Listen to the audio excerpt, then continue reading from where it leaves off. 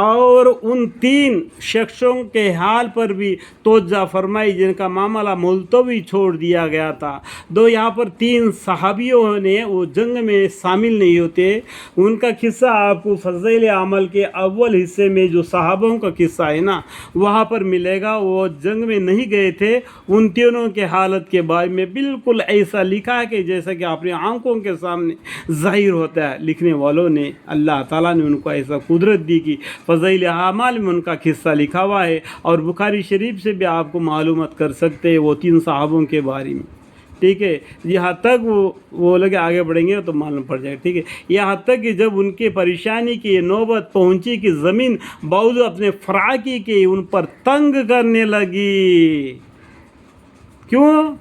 جہاد میں نہ جانے کے وجہ سے وہ 3 صحابوں کو حالت یہ ہو گئی کہ زمین اپنے فراق کے پر ان کی تنگی کرنے لگی اور خود اپنی جان سے تنگ آ گئے. اور انہوں نے سمجھ لیا کہ خدا کی گرفت سے کہیں پناہ نہیں مل سکتی بجائے اس کے کہ اسی کی طرف رجوع کیا جاوے. الحمدللہ اس وقت وہ خاص توجہ کے قابل ہوئے. پھر ان کے حال پر بھی خاص توجہ فرمائی الحمدللہ تاکہ وہ آئندہ بھی رجوع رہا کرے.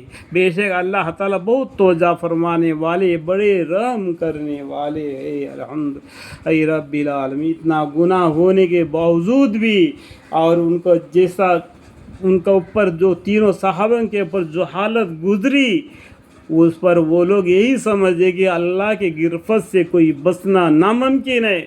تو پیغمبر صلی اللہ علیہ وسلم کے پاس جا کے معافی مانگے گڑ گیا ہے.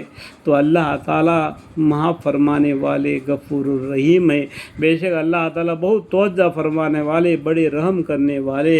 اے ایمان والو اللہ سے ڈرو اور اعمال میں سچوں کے ساتھ رہو. مدینہ کے رہنے والوں کو اور جو دیہاتی ان کے گرد پیش میں رہتے جو مدینہ شہر کے گرد پیش میں رہتے ان کو یہ زیبا نہ تھا کہ رسول اللہ صلی اللہ علیہ وسلم کے ساتھ نہ دے.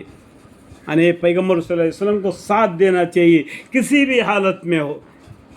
ان کے ساتھ رہنا مدینہ والوں کو اور آس پاس کے گاؤں والے پیغمبر صلی اللہ علیہ وسلم کو ساتھ دینے کا ان کا فقط ارادہ تھا. اور نہ یہ زیادہ تھا کہ اپنی جان کو ان کی جان سے عزیز سمجھی. الحمدللہ کتنا محبت تھی پیغمبر صلی اللہ علیہ وسلم کے پاس. یہ ساتھ جانے کا ضروری ہونا اس سبب سے ہے کہ ان کو یعنی رسول اللہ صلی اللہ علیہ وسلم کے ساتھ جانے والوں کو اللہ کی راہ میں جو پیاس لگی جو ماندگی پہنچی اور جو بھوک لگی اور جو چلنا چلے جو کفار کے لیے موضوع غیظ ہوا ہو اور دشمن کو جو کچھ خبر لی ان سب پر ان کے نام ایک نیک کام لکھا گیا. الحمدللہ رب العالمین. اگر یہ ساتھ جاتے تو ان کے نام بھی لکھا جاتا. یہ 2-3 صحابی جو پیچھے رہ گئے تھے ان کے بارے میں بھی بتلا اشارہ کہا رہا ہے. لیکن اللہ تعالیٰ مخلصین کا اجر ضائع نہیں کرتے. مخلصین کا اجر ضائع نہیں کرتے. الحمدللہ رب العالمین.